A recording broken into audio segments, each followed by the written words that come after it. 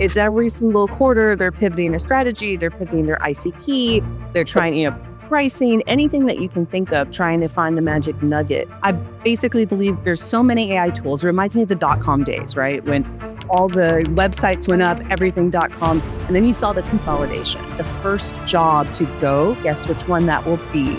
Angeley Mullins is a global GTM and growth leader who's scaled startups, built revenue engines for Amazon, Intuit, and GoDaddy, and is recognized by Crunchbase as one of the most influential women in sales. With the rise of AI, physical will be the new digital. Things that we thought were so old and outdated from our parents' era, such as writing a thank you note, things that are super traditional, these things are going to become the new luxury. Your revenue seems healthy and your margin seems great. And then I went to the OpEx and we're like, what is this line? They were using $8 million a year on SaaS tools to make $10 million in revenue. That chat GPT, as phenomenal as it is, your brain cells are actually going down. Your cognitive thinking is actually going down. So this is the point I made about the critical thinking. It's one of the... Hey, everyone out there. My name is Alan, CEO of FreeCasual.io. Welcome to Profit Powerhouse, the podcast where we sit down with inspiring business leaders, entrepreneurs to uncover the secrets behind their success. We're here to learn what drives their growth, the challenges they overcome, and how they master their finances. Our goal, to help you achieve the same success while maximizing your profit. Let's dive in. Today's guest is a powerhouse in the world of tech and commercial strategy, a global leader who's been driving growth across continents and companies alike.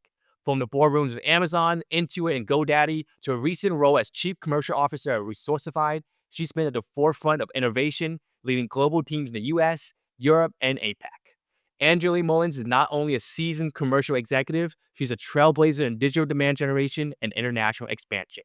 In 2023, Crunchbase named her as one of the most influential women in sales, a well-earned recognition for someone who knows how to turn brand awareness into serious B2B SaaS revenue. She's been featured in Forbes, Venture Beats, The Drum, and great stages at SaaS Stack, SaaSiest, and CMO Alliance, and more. On top of that, she advised startups, champion diversity and leadership, and relentlessly driving conversation that matters. So buckle up. Whether you're here to learn about scaling, branding, leadership, or the future of zero-waste tech, you're in for a masterclass. Please welcome the brilliant, bold, and boundary-pushing Angeleymullins. Angeley, welcome to the show. Thank you so much. It's really great to be here. Yeah, can you just share a little bit about your background and what got you to the point today? Yeah, my goodness. So I'm originally from sunny San Diego, California. I'm currently in Berlin, though, for all the listeners. I spent 20 years growing and scaling companies. I scaled 3 big tech companies, Amazon, Intuit, and GoDaddy, and 3 scale-ups, 1 a unicorn. I've done everything from pre-seed, seed, all the way through IPO and across many different continents. So quite an interesting journey. And for the listeners, I also spend part of my time doing GTM advisory. I do quite a bit of mentoring for tech leaders around the globe as well. So yeah, long journey to get here. Yeah. Oh, wow. Awesome. Angeley, people would love to hear about the early days, right? Did you have any struggles with things that got in your way and blockers as you're, you venture on and on in your career path? My very first job. And so for any of the listeners that if you're a founder, CEO, and you're doing outbound prospecting, or if you are a tech leader and you are in charge of commercial divisions, my very first job was the original outbound sales. And we're not talking about HubSpot sequences. We're talking about knocking on people's doors and promptly getting kicked out. So for the listeners in America, you guys all know those fancy business parks and you go to the directories. So my job was to generate sales. Nothing teaches you more about sales than having to present yourself in person and getting kicked out of offices. So you learn to have an incredibly tough skin. And you also learn a lot about business, what matters, what doesn't, who the decision maker is and not. And I would say it was a wonderful learning ground. And I think it's something that a lot of the up and coming tech professionals actually don't have today. They're thrown in this digital world and they just sit behind a keyboard and they just, expect all these results. But I think when you talk about sales and selling, and it doesn't matter if you're a founder that's just starting with founder-led sales, or you're an experienced professional, it's all about the people. It's about, your negotiation skills, your presence. And I think to some degree, those skills are being lost. So when you're talking about when you're saying you're working from the ground up, you really mean that, right? You're like at literally like yellow pages, going through the directories, picking out names and knocking on doors, huh? Yeah, exactly. That's incredible. So that's one challenge. Any other interesting stories along your career path that you want to share with folks out there? Yeah, it's really interesting jumping from, I would say, the huge corporate environment and then going into scale ups. I think it was one of the best moves that I ever made. It's really about being nimble, adaptable, flexible, understanding, taking all the business skills that you think you know, and then you throw it into a scale up environment. And then you figure out what you actually know, really fast. One of the things I see with a lot of scale up founders and CEOs is the constant pivoting. It's every single quarter, they're pivoting a strategy, they're pivoting their ICP, they're trying, pricing, anything that you can think of, trying to find the magic nugget. It reminds me of that movie Ice Age with the squirrel trying to Oh constantly yes, I keep a love that nugget. movie. So I guess the best advice coming through this for many years is pick your best strategy. Do the research up front, then pick your best strategy and let the strategy have some time to prove itself out. One of the mistakes I see in the scale up community, the decision making, it's too fast and not thought through enough. And this is one of the things that I think founders and CEOs have issues with, and one of the things that can set your company back. They don't do enough research up front. Execution is great. And I know from the Silicon Valley world, move fast and break things, the classic, uh, you know, thing. But it's if you pivot every quarter, it's very difficult, right, for your sales to be accretive. That's amazing advice. So, Angela, you led commercial growth across some of the like biggest names in tech, right? But for someone just starting out who don't have all that resources, right? For them just a startup, 1 or 2 man team. Any advice for those folks out there who's trying to work on a limited budget? It's actually I gave a speech actually at SaaS Stock, how to market with little to no budget. I can drop that in Oh, the link. awesome. We will put that in. Yeah. What I would say, if you are a young professional just starting out, learn AI. I know that word is everywhere, and I know everybody might even be exhausted of that word. But when you look at the companies like Lovable out of Stockholm or Midjourney, you look at the standard of companies moving forward. Back in my day, it was the big ones, right? The Amazon, the Microsoft, companies of thousands, hundreds of thousands of people. Nowadays, it's companies of 20 to 30 people with massive ARR growth. This is a huge shift. In the sales arena, you have the shift from many SDRs and BDRs to something called the GTM engineer. On the marketing side, it's going to be one marketing strategist managing many AI agents. So the maximum ARR or MRR with the minimum amount of headcount. So the best thing that you can do is learn as many tools as possible. For marketing professionals, I put out a post. I can put it, we can put it in the link for the listeners about the top AI tools for marketers, the ones that are going to survive what I call this AI tool apocalypse. I basically believe there's so many AI tools. It reminds me of the .com days, right? When all the websites went up, everything .com, and then you saw the consolidation. The same thing will happen with the AI tools. So Mhm. definitely learn, your ChatGPT, your Google Gemini Perplexity, which might be bought by Apple. Let's see Whoa. what happens. But learn the ones that will stand the test of time and then learn how to use them with workflows. That's the important thing because the tech professionals coming up today are going to be managing AI agents and workflows. So you have to be a good strategist and then you have to be a good AI agent. I'll call it practitioner. Oh no, that's a very interesting side note, Angeli. Like, I'm very disappointed on Siri. I feel like Apple has one of the worst AI platforms out there right now, right? Which is why they're allowing ChatGPT to be used by all their users right now, right? So I am very interested to Cool. see what they do in the M&A world, right? To kind of really bolster Mhm. that because they kind of can't develop something internally. Like I just saw a demonstration of Tesla. I think they just put AI in all their cars, so now you can just directly talk to like a voice AI thing, and they'll give you all information at your fingertip as you drive on a long road trip, right? It's kind of amazing. Yeah. Yeah. Speaking of which, yeah, I'd also believe there's just a lot of like AI buzzwords every day, right? Like every company's like, oh, we just suddenly turned AI. We just suddenly just gonna add that to our domain name, right? And it's just crazy. So, uh, and you're talking about like at some point there's gonna be a consolidation, right? So for folks out there who's kind of just confused about which AI tools to use, is there like a few that come from your mind that they like it's a must learn and at this point? Absolutely. So let's just start with the GPTs because I think that's kind of the standard. So OpenAI with ChatGPT, learn it, use it. The GPT store right now, everything that in the custom GPT store is absolutely free. Let's see if that changes in future. So I would say get a hold on that right now. Google Gemini is absolutely great. VO3, which is the video animation arm of Google Gemini. So for all the video creators out there, learn it, love it, use it. It will start to dominate everything. So I think that's super important. Perplexity is good as far as serving up different types of content and getting you the source data for the content. Content is still king. I'm just going to put that plug in there. Um, and then after that, Claude. So for Anthropic, Claude is absolutely fantastic at writing. So Oh. one of the best ones I've seen for writing. So if you have anything to do with writing, definitely use Claude. A side note, the Anthropic CEO, I will say this to anyone who listens, go to YouTube, type in Anthropic CEO CNN. The CEO gave a stunning interview with Anderson Cooper. I want to say maybe it's a month old or so now. And again, this goes back to your question about the younger tech professionals coming up in their career. He basically says that there will be a mass gap of unemployment coming up between the next 1 to 5 years because of the AI tools. This is a CEO of Anthropic who used to work for Sam Altman at OpenAI, and he's saying this. And when Anderson Cooper presses him, he's like, no, this is everywhere. And guess what the first job to go? Guess which one that will be? Any ideas? I would think something like, something like very easily replaceable right now, like a VA, right? That, but it's actually what we call the golden nugget of the tech industry. It is the software developer.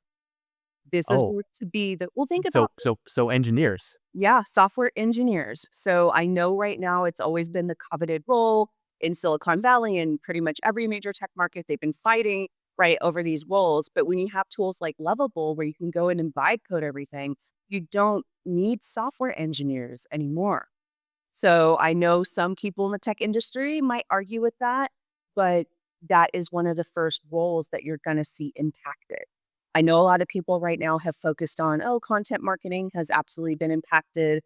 Anything that's visual, animation, that will definitely be impacted. Software engineers, but it's also other roles. So even if you're outside of tech and you think that you're protected and insulated, think again, accountants, lawyers, Uh-oh. um, I would call first tier doctors or entry level doctors. I was at Harvard. I'll have to look this up, but it was a major university that did a study and they compared, I think it was like residents, medical school residents against AI for diagnosis. And AI had 90% accuracy at the residents only. So you're going to see the impact across many different industries and many jobs and career tracks that we thought were sacred. So when I grew up, my parents had become a lawyer, doctor, Yeah, of like course. typical stuff. Those roles are going to be absolutely impacted. And there's many, I'll say, thought leadership or think tanks that talk about, the job for the future and by 2030, what's going to be the best thing. So this is why I'm saying to all the listeners, AI strategists. You can't go wrong by being an AI strategist. No, absolutely. Yeah, that might be the new buzzword going forward. And I'll have a lot of great people talk about this. Andy, so I'm gonna throw this to you. Like, what do you think about the super intelligence team that Meta is building right now, right? Where they're throwing literally hundreds of millions of dollars at Mm. these folks, so then they can poach them from OpenAI and other AI companies. And it seems like they have this like Avengers almost right over there. And do you think that's gonna pay off in a ROAS sense? Pay off. I don't know if throwing and did he actually steal the OpenAI staff? I don't Well, if you offer someone $100 million a year, I don't even know if it's stealing anymore at that rate. It's like, yeah, yes, I'm going. he's purchased. No, but Yeah, okay. Um, gosh, will it pay off? I think that's the question. yeah. Like I said, we're going into, I'll just use the analogy of the dot-com boom and era. So for those listeners that lived through the 90s, you will understand everybody was doing this gold rush and it was everything.com and the internet was this big new fancy thing. This is what we're going through right now. We're going through what's called the fourth technological age. So the last one was the industrial revolution. Now we're in this big free for all, right? And so this is why you see everyone scrambling to control AI. On the political scene, which I'm not a politician, but if you look on the news, everybody's talking about which country or which region of the world's going to dominate AI. So I think for the American companies, they're really thriving to do this. The AI tools will consolidate. So this is why I think you see Meta basically scrambling because they see OpenAI as kind of the new gleaming unicorn horse and Uh-huh. they're trying to maintain ground or territory. So I think in essence, that's what's happening. When you look at Facebook, I mean, how old is that tool, right? Even Instagram, which people still use, it's super old. And then TikTok came on the scene and everyone wanted to flood over. And then there's the whole political thing in the US. So I think what's happening is you're seeing a new wave of companies innovating, and then you see what I'll call the legacy companies. So it's kind of weird to say that like Google and Meta are now legacy companies, but they are. I mean, think about how old they are. They're 20 plus years old. They Mhm. have hundreds of thousands of people. They're moving tankers. So the AI teams are the only things that are going to give, or one of the only things at least that are going to give new innovation. Will it pay off? I don't know yet. It's a complex question. It'll pay off for Meta. I mean, he's hired these extremely intelligent people. The AI tools will consolidate. So again, it will be Google Gemini, and I think that's already going to be a key player. And so for all of you that thought that OpenAI or ChatGPT launching its own web browser, I know that's the new thing. If you guys thought that was going to be like the defining moment, think again because I think Google is unfortunately a couple steps ahead. So let's see how that goes. But you'll definitely have OpenAI, ChatGPT, you'll have Google Gemini, and Perplexity, if Apple actually buys them, then that will be interesting, and they'll kick ChatGPT out of the Siri. I think that will be interesting, and I think that's what you see happening. Now, your question, will it pay off? Unfortunately, I think what we're going to see is a monopolization, right, of this industry, so to speak. You have the I'll call those are the tier one AI tools. You have the tier two AI tools, which is pretty much the everything else and an AI tool to do everything. You're going to start to see all of that consolidate as well. So whether you're in video and animation, whether you're doing writing and content or like marketing tools, everything is going to start to consolidate. Will that be better for us? I don't know. I'm really gonna put the little warning signal out there. I don't know. And the reason for that is you've seen all the articles about the biases, right? In these LLMs and the biases in AI. Mhm. There was a fantastic article about Amazon's hiring techniques and practices using AI. If we go to a state where AI is telling us what to do and we have that ultimate trust in it, this is these LLMs are all trained and who's training it and is it unbiased or biased? So this is where I'm like the payoff, I'm questioning the payoff. So I always tell founders, CEOs, tech professionals, anyone who will listen, use the tools. If the tools help you, use the tools. But do not forget your critical thinking. Remember critical thinking because critical thinking, authenticity, and my one favorite topic, brand. These are the things that will differentiate yourself regardless of what profession you're in, industry, regardless of what your niche in life is. These are the things that will set you apart. And these are the things that are authentic to you that AI cannot take away or replace. So I would say work on those things. The AI tools and agents, they're going to solve every other aspect in your life, right? That's just a thing now and it will happen. But please remember your critical thinking. It is, especially as a business leader, it's really the one differentiator that you can. Yeah, fascinating. I mean, I for one am looking forward to the time where we all can all have AI robots that can, fold our laundry and do our dishes and stuff, but It's hopefully not coming, smart enough where they, because like iRobot style and, right? take over, right? And so having that level of emotional intelligence, I'm hoping, but I feel like can get there. That's the scary part, right? But yeah, speaking of brand, Angela, to pivot a little bit, I know you're definitely a brand leader and brand expert here.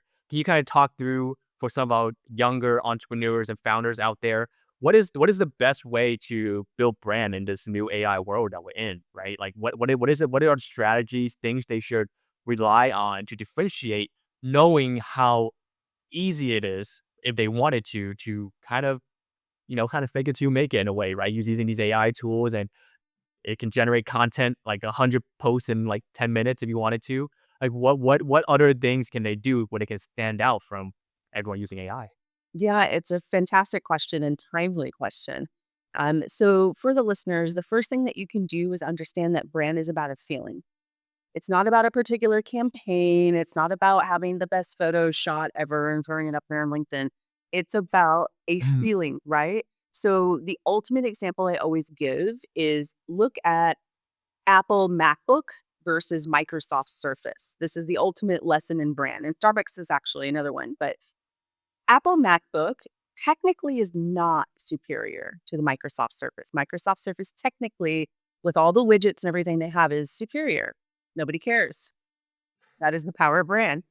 So the other one is Starbucks. So love it or hate it. I'm in Europe now, so a lot of people are maybe a little bit skeptical on Starbucks, but I know in US, Americans, faithfully go to Starbucks every day. They have something called Starbucks Reserve. So it's a roastery reserve, if I'm saying Oh, it. I've been to one in Seattle. It's really Yep. cool. There's Yeah. one there. I also went to the one in Shanghai, and they actually had the balls to open up one in Milan, Italy. Right? And I was like, "Oh, how's this gonna go?" It is phenomenally successful, not because, and this is the key differentiator, not because the coffee is superior, but because of the brand experience that they offer inside the facility. And you've been to the one in Seattle, so like, you're roasting the coffee, they have a really cool Yeah, it way. smells amazing. Mhm. It's amazing, and so people go there for the scientific experiment. That is the power of brand. They have their bag of coffee beans. Do you wanna know how much those coffee beans go for? I don't know if you recall from the Seattle location. I don't think I bought any, I'm not sure. $80 a bag. Oh, It's that's quite insane, expensive. right? Okay, so all for all the listeners, power of brand right there. So that's the first thing you can do. Understand that brand is about a feeling. So when I went into the Starbucks Roastery Reserve, I'm like, oh my gosh, I was, it's like Willy Wonka. I'm a kid in a candy store, like going in there. It's that feeling that you get. How do you build it? Especially, I think the part of your question was super insightful about the AI tools because there's actually LinkedIn. I have to pull it up this week. A roast was going around LinkedIn because you had these 2 AI, influencers that were basically fake. There was a girl, a picture of herself at Wimbledon, and she's doing this AI influencing thing, and at first you're like, "Oh, okay, this girl went to Wimbledon," and then you notice it's a fake AI influencer, and so people are going around, but this is what's happening nowadays. So for all the influencers who are making money, hawking products, it's gonna be an interesting future, I think, that's gonna happen there. So the differentiator is the authenticity. That is the important piece. Right now, a lot of brands, and I want to say big and small, they've been focusing on these super glitzy, ad campaigns, tons of money thrown at it, professional photo shoots. I think what you're going to see with the rise of AI and these fake AI influencers, they literally have tools where you can take a snapshot of your product and they'll put it with different backgrounds, different people, different countries. So the whole glitz part, I think, will be oversaturated. You know what we're going to go back to? We're gonna go back to probably something like a equivalent of a selfie, something that looks super raw and authentic. And what I also tell people with the rise of AI, physical will be the new digital. Things Mm. that we thought were so old and outdated from our parents' era, such as writing a thank you note, such as, meeting somebody up for a coffee, or if you wanna have, like, a first intro for a business deal, meeting them somewhere, things that are super traditional, these things are gonna become the new luxury and the new differentiator. Why? Because in an AI world, people are gonna be craving real, authentic experiences. What I see now in the tech world is the rise of these in-person events.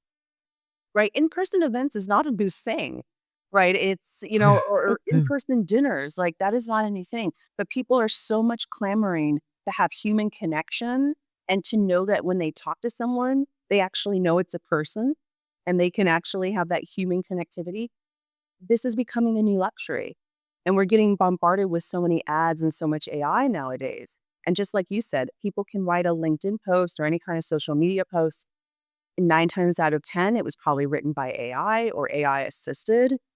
So people are looking for the authentic stories. And I think this is going to be the differentiator. So again, if you're just starting out or if you're already in the industry and you want to, pivot or make sure that you will survive this new AI wave, go back to the basics. Authentic storytelling always wins. Making sure you put your authentic stories. And I think for founders and CEOs, there's some really great founders out there that are doing their founder-led branding, and you can tell the snapshots are real. It's super authentic. It's not photoshopped to death. They're talking about real successes and failures, and I think these are the things that will win. That's crazy that we're moving backward to go forwards, but I know exactly what you mean, right, Angela? I mean, like, I have heard about these AI taking over interviews now. So, like, you apply for a job, and then you're like, oh, you're instantly accepted for an interview because AI's also reading your resume. They look for keywords, know you're qualified, and then you just pop up, and then it looks like a real person, like we're talking here, but it's actually an AI. They give them they sound so real now, and I don't know if you heard some of these like voice AI things, like they sound almost very human-like, right? It's almost, I was like 90% of the way you can't tell. And but then, in an interview, you can be nervous already, so you're not gonna go and find out a day and I or not. You're just gonna answer the questions that's presented to you, right? Yeah. But then you feel cheated almost that you didn't really you try in an interview situation, you try to make a connection, you try to get them to like you, but you try to make an AI like you. Like that's not what Well, it's doing. that's not what it's It's like for.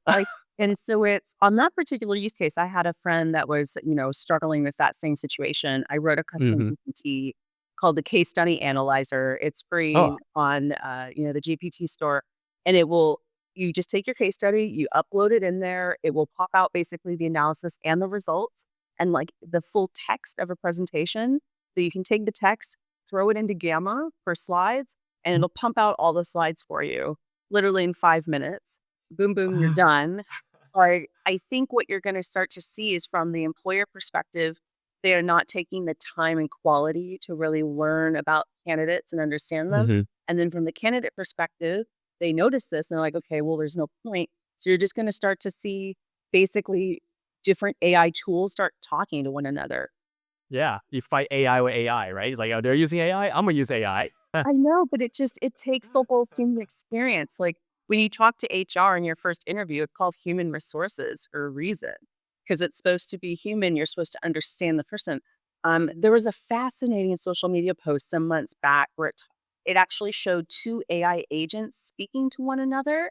And I don't know if it was like booking a travel trip, and at first it was, for me, it was in English. So it was talking in English, but then they noticed they were both agents. So then it flipped, and I call it the goobly gobbly computer speak.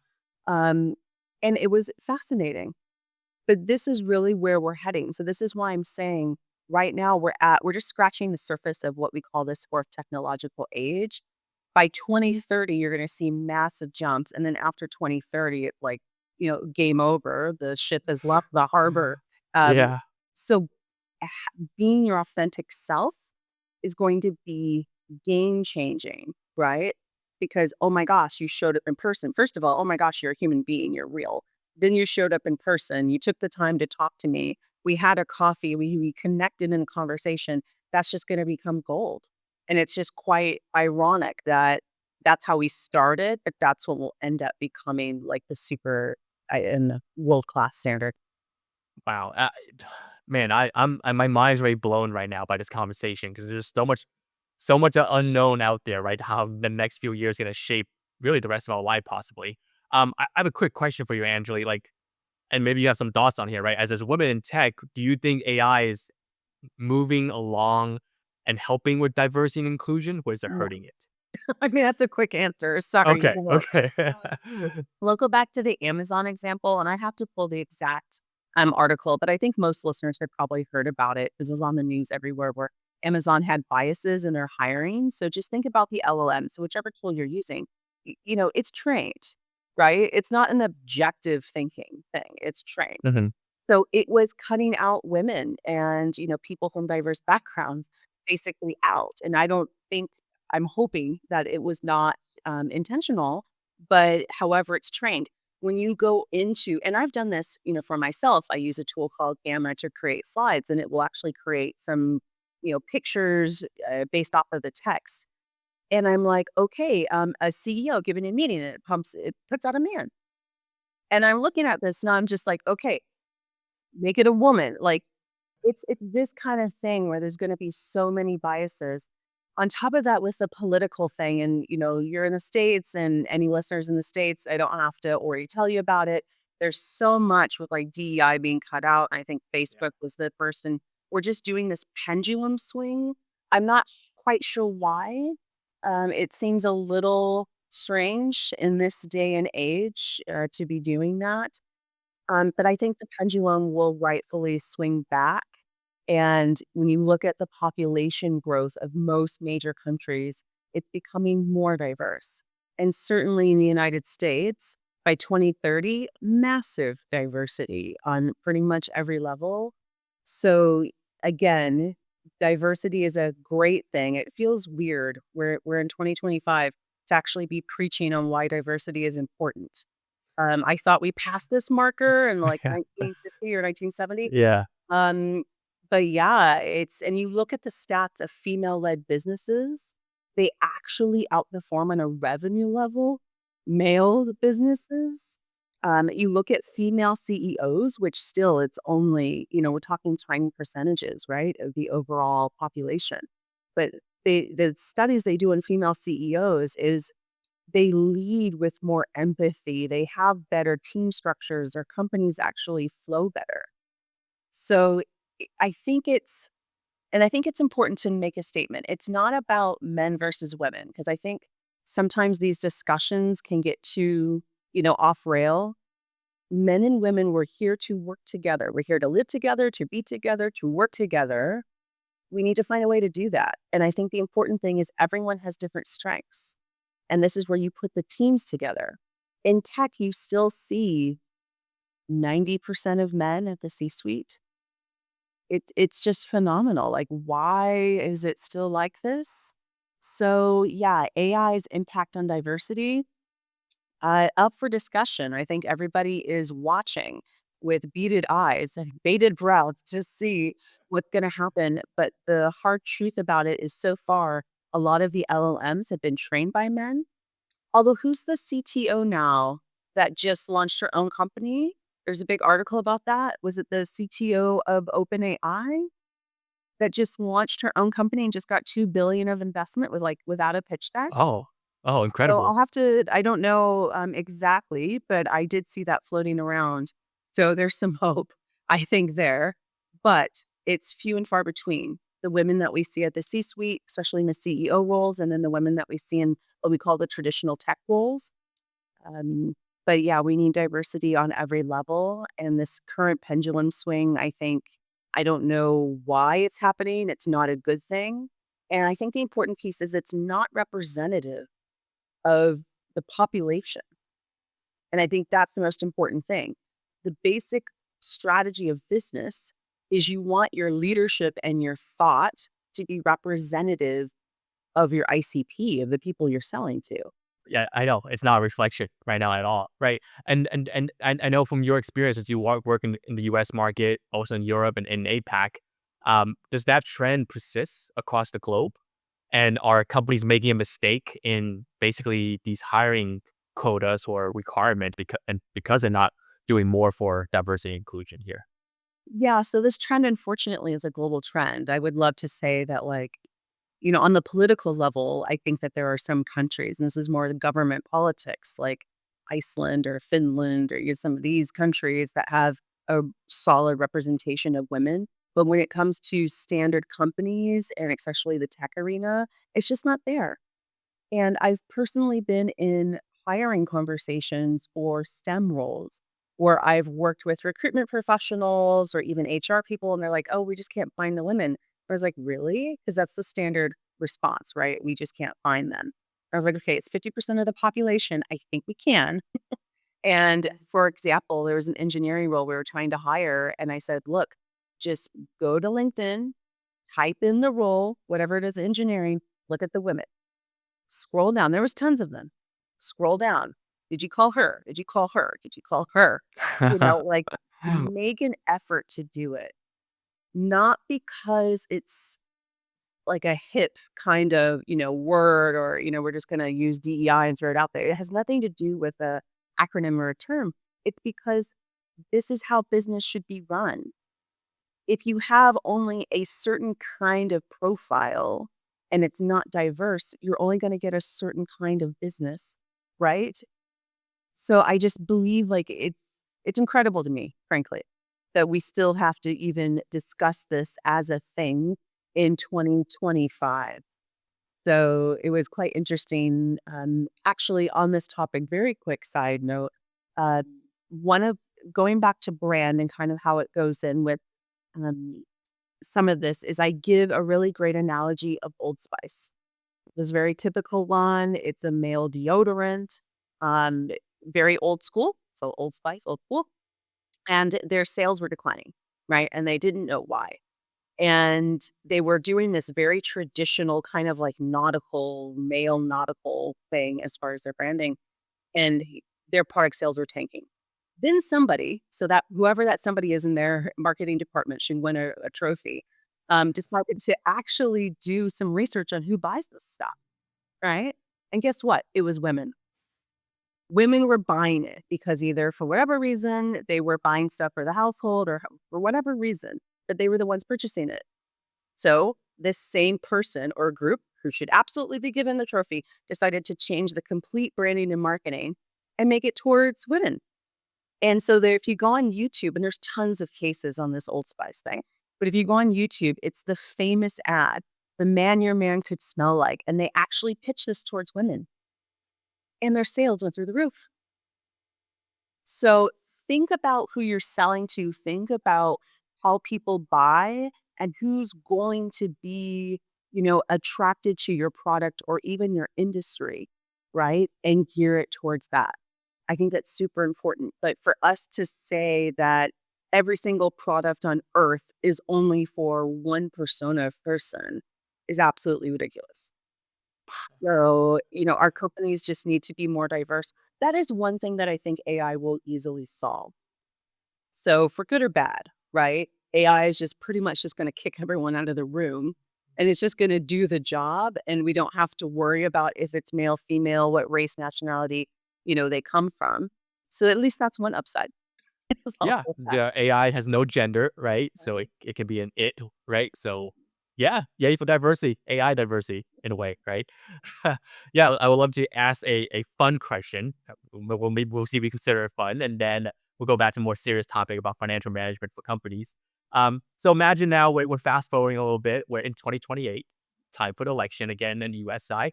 Angela, you won. You're the new president. You're the first Madam President of the United States, right?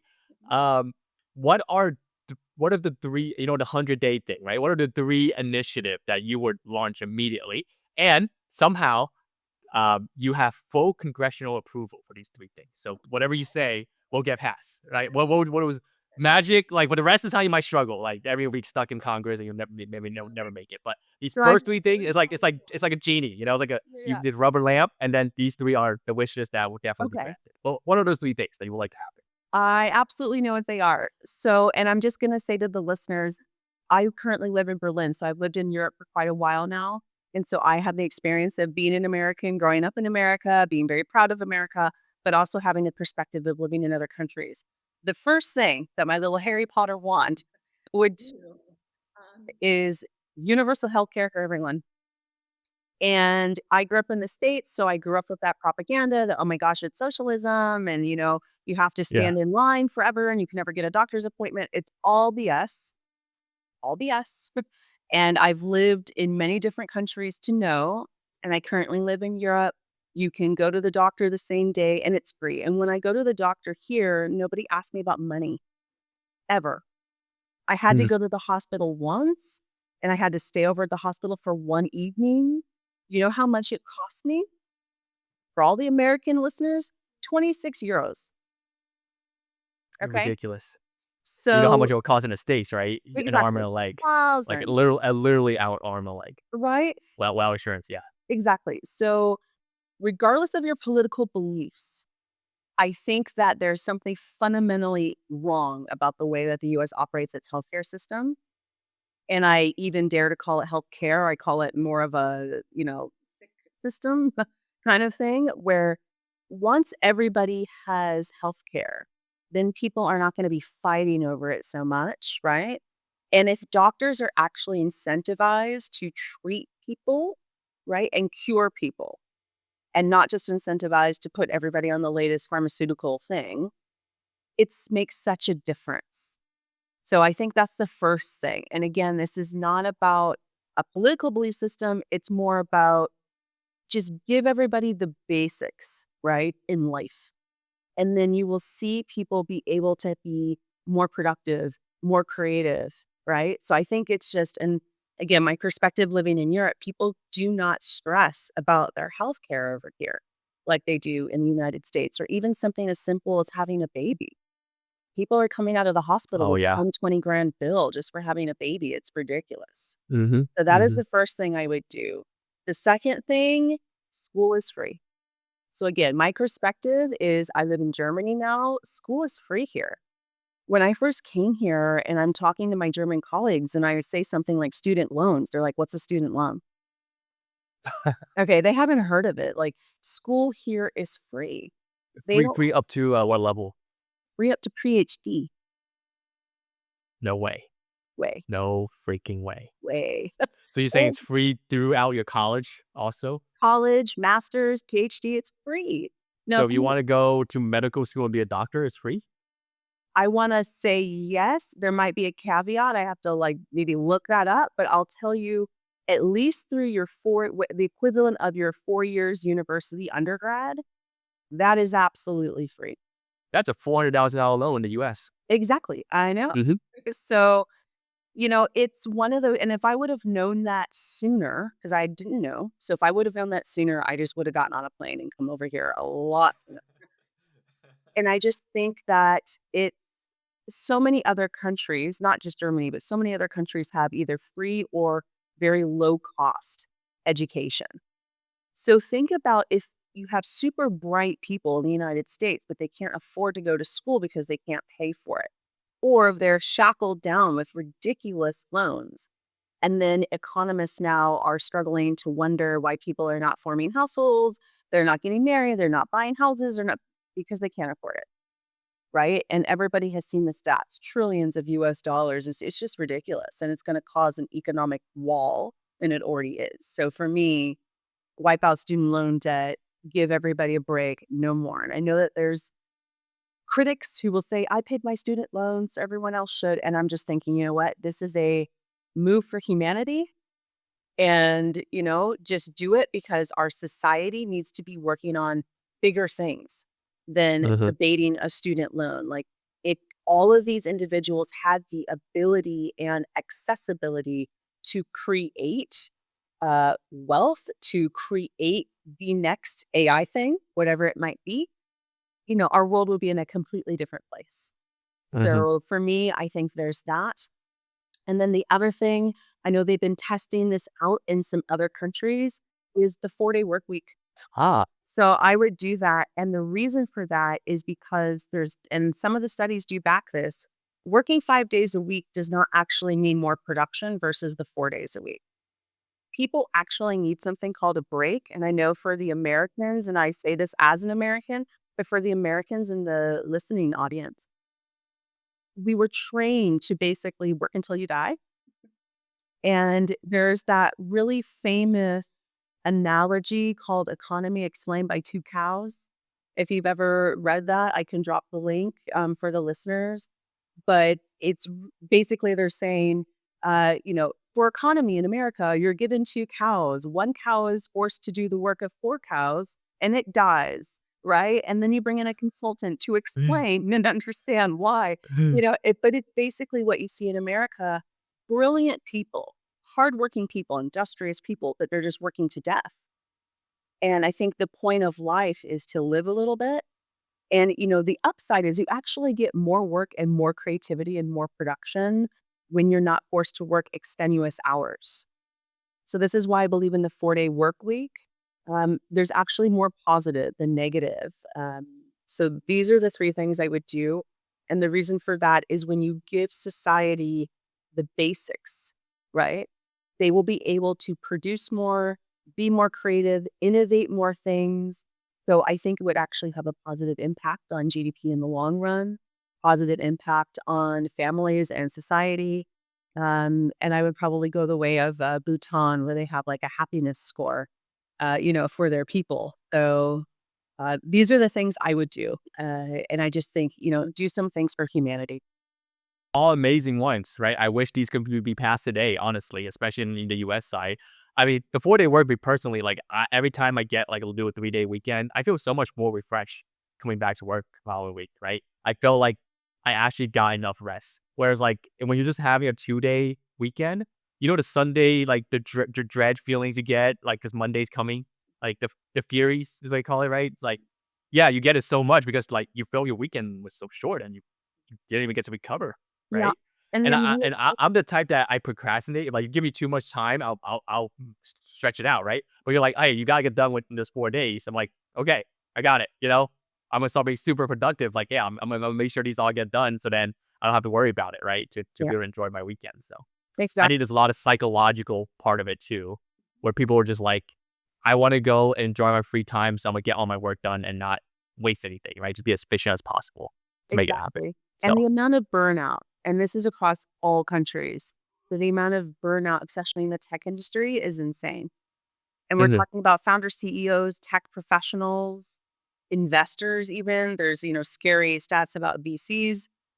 Everyone in the industry is suffering from burnout. So if a particular industry has a much higher propensity of burnout, we have to really take a look. I know that the burnout is not isolated to the tech industry. In the US, there's a lot of burnout. So when you take a healthcare system, which may or may not help you with your healthcare, and then you take overworking to an extent, right?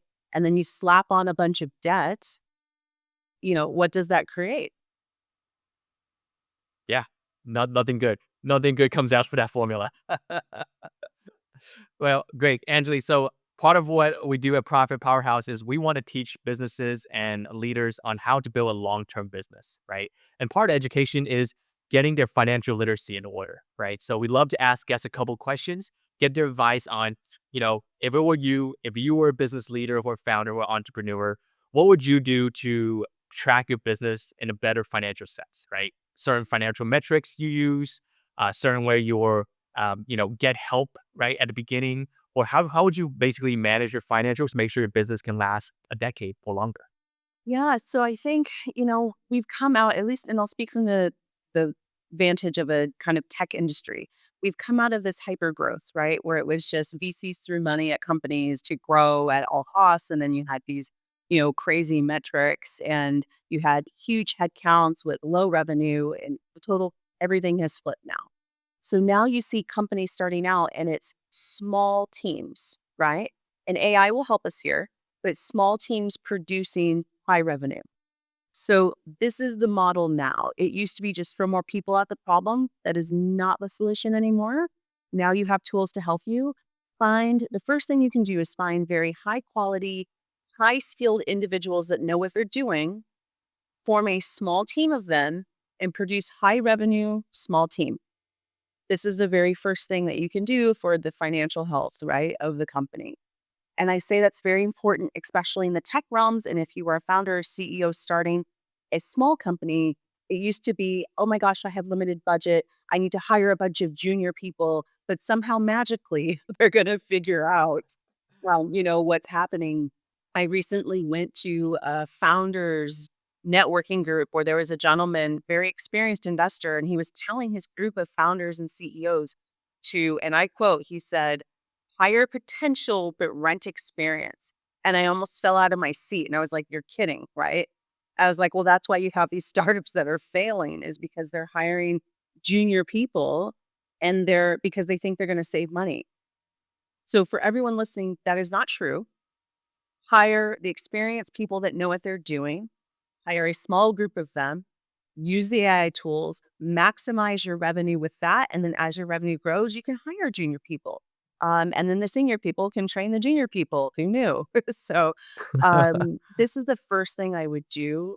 Some of the metrics, because you asked about KPIs, so revenue per FTE. That is, if you're bootstrapped, you can do what you want. But if you're looking for investment, That is the absolute number one metric that investors are looking at right now is revenue per FTE, the number one. If you are doing a SaaS product, you're going to look at the typical ones, the CAC payback, the net revenue retention, the LTV to CAC ratios, this kind of thing.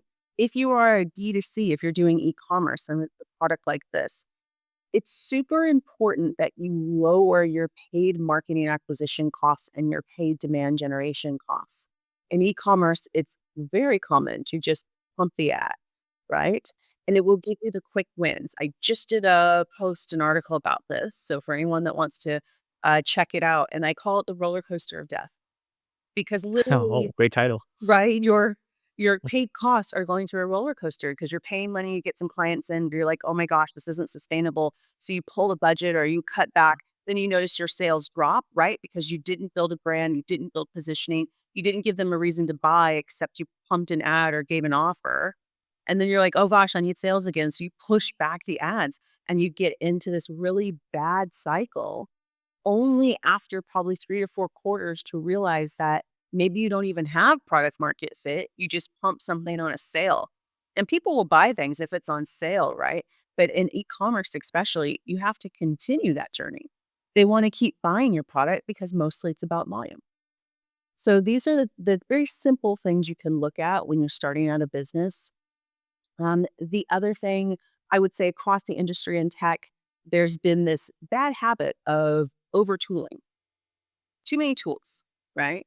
And I've literally seen finance teams. So if you're a finance professional on this call, you can probably relate to this where you're like, oh my gosh, and you can't even track all the tools, that people in your company are using. And you're like, how much money do we spend a month in tools? And then you're pulling your hair out and then you're going to the different leaders. Can you cut this? Can you cut that? So I know that especially founders and CEOs and operators, I can't let operators off the hook here.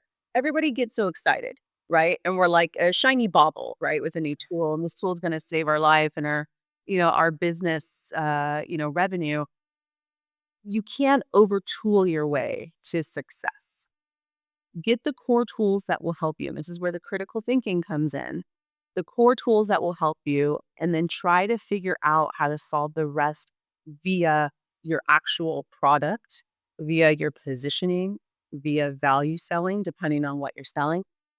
These are the important things that will win the game in the long run. And the idea is you want a consistent, loyal, growing group of customers because this is what will give you the sustainable revenue growth over time. So avoid the roller coaster of death to everyone that is listening and go with the sustainable, predictable growth. Yeah, no, and I really resonate with your advice, especially on the tools part. This would be name unname, but it was a company I was evaluating. They were like, yeah, can you just, evaluate my financials for me and just take a look? Why am I not making money? I was like, yeah, like they were doing 10 million a year, right? They really grow really well. I was like, okay, let me take a look. It's like, oh, your revenue seems healthy and your margin seems great. And then I went to the OpEx and we're like, what is this line? They were using $8 million a year on SaaS tools to make $10 million in revenue. I'm like, what is this? Like, what is the breakdown of this number? And they had no idea. They're like, I don't know, but just like all engineers, they bought this, they needed these things. And then, hosting, it can add up very fast, right? When we're talking about Amazon, AWS, or GCP, like those things can be out of control if you don't control those right well. Insane. It was just out of control. But yeah, it's very easy to get away from it because there's a SaaS tool for everything, right? These days. And that's the Right? problem. This goes back to my point about critical thinking. People are not thinking their way through problems anymore. They are just trying to tool their way through problems, right? Mhm. That's not the way it works. And I think it's becoming even more apparent now with the AI tools. One of the posts, which you can find on my LinkedIn, is I talk about on the marketing side, how many tools do you need? And literally there was like all the tools and it's a page with all these logos. And like, here's the ones for content, for SEO, everything. And, leaders are like, I don't know what to do with this. It's like you're going into a store in the olden days and you've got so many shoes. You're like, I don't know which one to buy. So this is the Just combine them all. I know, but I think this is what you're saying in your experience that companies are just buying everything and anything. And the important piece, a lot of these tools don't talk to each other, right? Yes. And you don't have Mhm. one source of truth in the data. And this just, I think it's everyone's worst nightmare. So this is what I would say. Even do an exercise. If you are currently a CEO or founder and you have more tools than shoes, I would say wipe the board clean. Just do an exercise. Wipe the board clean. Start from scratch. Which tools are absolutely fundamental? Everything else is noise. And then press your teams to actually think through the problem. If you didn't have the tool, how would you do it? So I go back to the days, you guys remember when Google Maps came onto the scene. Okay. I grew up in the days where you had a paper map and you had to actually know where you're going. Goo- MapQuest Right? for me. I had to So- print it out. Yeah. And so Google Maps came on the scene. And now, myself and most people, you can't go anywhere without Google Maps. It's telling you turn right, turn left, do this. And I'm like, oh, come on. So if you didn't have access to Google Maps tomorrow, could you get from your house to the grocery store? Could you get to your friend's house? Could you know, like, The answer is maybe. I'm not sure, actually. No, they right? But just to show the dependency, and it shows the lack of critical thinking. There's also a couple of articles, I'll have to find it, but it's floating around on LinkedIn as well, that ChatGPT, as phenomenal as it is, your brain cells are actually going down. Your cognitive Oh, yeah. thinking is actually going down. So this Mhm. is the point I made about the critical thinking. It's one of the best things you can actually do. Just like people said, just because it's in Wikipedia or just because it's in your Google search results, does that make it real? So I'll say the same thing with ChatGPT. Just because it shows up in ChatGPT, is it true? So I think if you lead with that, then I think you will absolutely be 100 steps ahead than most business leaders. Awesome. Glad we know we have a path out here, a solution, right? So, Angela, what's next for you and your evolution? Like any exciting plans or projects on the horizon? So currently, I'm doing advisory work for founders and CEOs, and it's all around go to market and positioning, putting together your pitch decks, raising investment. I just came out with my new custom GPT pitch deck evaluator. So it gives an Oh, investability score, a 6 point evaluation, everything from your market, your go to market, your business model, your founding team, all of that. And it has been going gangbusters. So you guys can find it, pitch deck evaluator on the GPT store. I can give it to you as a link. You can put it in the link as well. But right now, yeah, I'm having a lot of fun doing advisory for go to market. oh, awesome. Yeah, we'll definitely put that in the show notes. That sounds like something a lot of star founder we find very interesting and want to use, Yeah, right? Going absolutely. forward. Yeah, so we're now in the section, Andrew, where we talk about one final advice, right? Mm. If you were starting out again, you're just starting your journey, your career journey, or you're starting out as an entrepreneur, what advice would you give those folks to give them that next push, right? Something to get them off the couch, thinking about their career, thinking about their life, and really where they want to take it. It could be one, two, or three simple steps to motivate them and really become an Angeli, right? Become Okay. you, right? The best thing I can say to founders right now, build your founder led brand. There are the differences between, and look at um, you know, Virgin Mobile, Virgin Airlines, Mr. Branson. He's a great pioneer of this, but as a founder, do your founder led branding, tell your authentic story, talk about why you're doing this business, give people the vision. It is one of the most important things as a founder you can do. A lot of people, especially when you're starting a business, they obsess, right, over the right business metrics and, how do you hire the right people? And they obsess over everything except the story of why people should believe in what you're doing, which I find absolutely strange. So, the best founders out there, and everything that we talked about today with AI tools and what's going to happen in the industry, the best thing that you can do as a founder, just start talking about your story. Even if you don't think yourself a storyteller, I promise you, you have a story to tell, right? Get out there, start telling it. Just start writing about it. Start blogging about it. Start talking about it.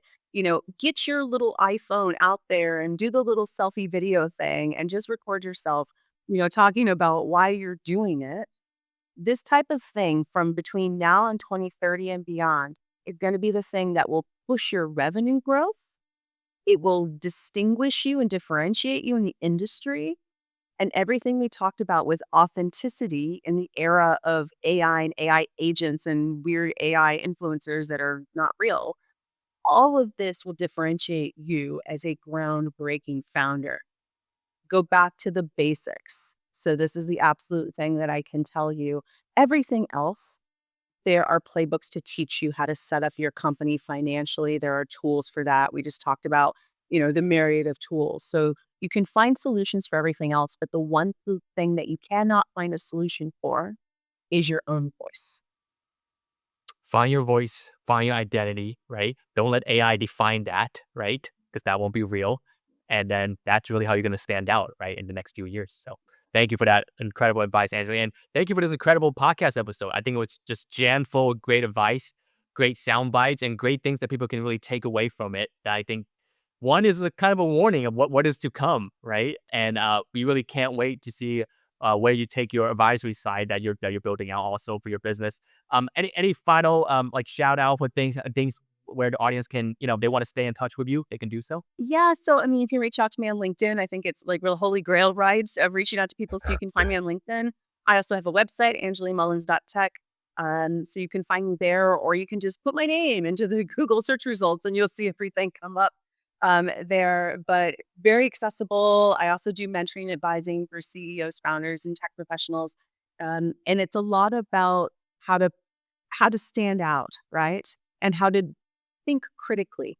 So if you're looking for the latest GTM playbook, there's tons of them on LinkedIn. Like, that's not what I'm trying to do. I'm trying to give people real world advice to help them for kind of this next era. Awesome, awesome. And yeah, and you really did so much on this podcast too. So guys, if you want to stay connected to Angela, we'll make sure to throw all those links in our show notes below. Make sure to check it out. And Angela, we can't wait to see what we have going on next. So if you like, we'll let them buy you back next year and see what you develop. Would love to. It's been a pleasure. All right, guys, thank you so much. And for those listening in, if you want to stay connected, make sure you go to our website and Profit Powerhouse. If you want to talk to Angela, we'll put all information down below. Thanks so much for listening in. Peace out.